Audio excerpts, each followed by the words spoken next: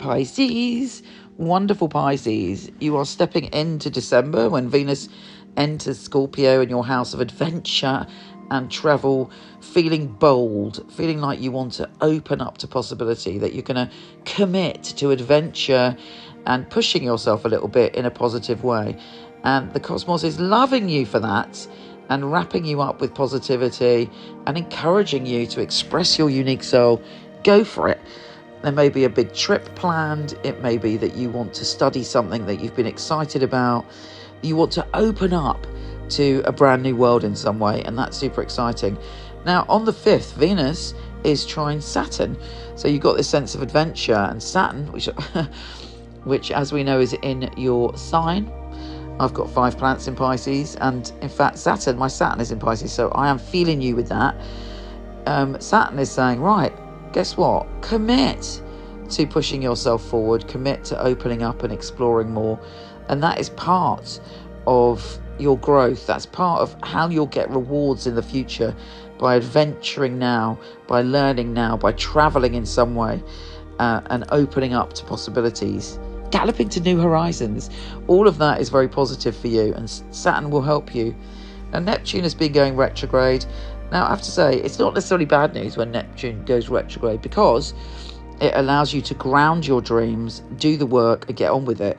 However, it might feel kind of, not as exciting, not as dreamy, not as magical as when Neptune goes direct. So when Neptune goes direct, you feel much more yourself. You feel much more in touch with your magic and much more in touch with the possibility of what's to come, rather than working on things that you've already thought of. So it gives you that little magical sparkle, which is your nature. With Mercury trine Jupiter on the 8th, make the most of a conversation online or with a group of people or networking or with your friends, because there's a very kind of positive atmosphere. Don't forget, Mercury goes retrograde on the 13th, so any conversations you want to have of any significance, do it before them. But this Mercury trine Jupiter and Venus opposing Jupiter are very positive for you. You should get some positive feedback and other people saying, uplifting you and believing in you and encouraging you to adventure and explore. The new moon in Sagittarius on the 12th is connected to your career. If you're not working, it's what you're passionate about in life. This is the perfect new moon. If you're not happy in your career or you're not pushing forward with your passions, to do a bit of manifesting on that, because it's very, very focused on that for you, and it brings a new beginning, a fresh start, and a new perspective. You see your career, your world, what you're going to work towards over the coming cycle. You're able to let go of past beliefs, anything that's holding you back, and push yourself forward to the success you so rightly deserve. So that's very, very powerful for you. You're letting go, you're moving on. There's a rebirth when it comes to those areas. And on the 18th, Mercury is trine Jupiter. Okay. It's going retrograde, but again, it's the perfect time to put things out there in the world and to communicate with people. And obviously, be careful of misunderstandings. Double read that email before you send it. Double read the email that comes to you, so you're not getting the wrong end of the stick. So slow down when it comes to communicating, but have faith that something fabulous is on the way.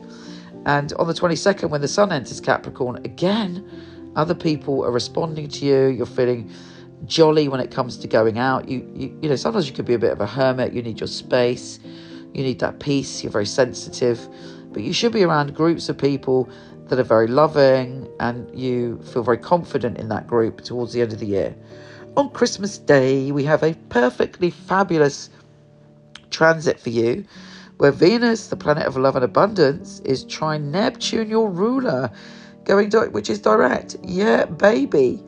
You are hopefully very optimistic, very bouncy, very jolly, and very encouraged to explore things differently on that day. Then we have the full moon in Cancer, and hopefully it will be a peak experience of creativity and joy for you.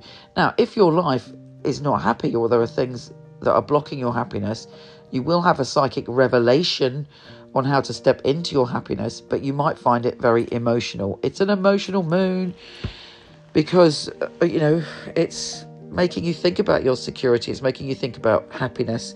But potentially, now I've told you this, work some stuff out before then. I always like to work with the full moon, 1 or 2 weeks before, to plot how I want to take advantage of that peak experience of emotion and magic. So work with it before, so that on the day you can arrange it so that you are in a position where you can fully experience a peak of happiness, joy and creativity. We end the year on the 27th with the Sun trine Jupiter, a very positive, an amazing, joyful energy, happy days. We end the year with Jupiter going direct, but before that, Venus goes into Sagittarius. You're like plotting your success for next year. Your mind is very much on your success from the 28th onwards. Take seriously any ideas that come to you for how you can step into your success and empowerment. And finally, when Jupiter does go direct, there could be a very interesting conversation on New Year's Eve. Take care, beautiful, and I'll speak to you soon. So here is the deck. I love the box. Got some of the tarot heroes on the front that are in my deck, which I'll tell you about later. It is flip top. How fabulous is that? I love that. And then you have the little booklet here. Little nuggets of information about each card. Here they are. Notice the gold. The Fool. The Magician. The High Priestess, which is so important because it is Pamela Coleman Smith. She was the illustrator of the original Rider-Waite. And I have 3 Lovers cards. The Chariot, Strength, the Hermit, various heroes here. This is Anna May Wong. So I've got this leaflet that comes with the pack. It gives you one line of straight to the point wisdom about it. But this is the book. And I'm so pleased with it because what I aim to do with this deck is to inspire your own psychic ability, but also to empower you and uplift you every day with the message of the card. Let's take a look inside. In it, we've got the meanings and readings. All my knowledge is in this book, all my love and all my heart. I talk to you about my journey, and I talk to you, most importantly, about how to dive in and learn the tarot really quickly, because that's the way I roll. Very easy guide. I talk to you about reversals and how to empower yourself and feel the love of the tarot. And then there's a little space where you can do your readings. And at the back, really importantly, I talk to you about all the card characters, the amazing things they did in the world to inspire us. Just to give you a taster, let's pull a card to see what we've got. Well, that is a great card. The 9 of Cups, the Wish card. The most basic interpretation of the 9 of Cups is that you're being given a massive cosmic yes. This book is my life's work. I've been doing tarot basically from when I was born. It's been a lifelong passion, and you're always learning when it comes to tarot, and I've tried to put everything I know and all the magic and how you can learn quickly. You can get them from Amazon, Barnes & Noble, and potentially order them from your local bookshop and support your local bookshop. These carry my heart and my soul, and I thank you for being on this journey. You inspired me to do it because I wanted to have an inclusive deck. So I thank you for being my inspiration.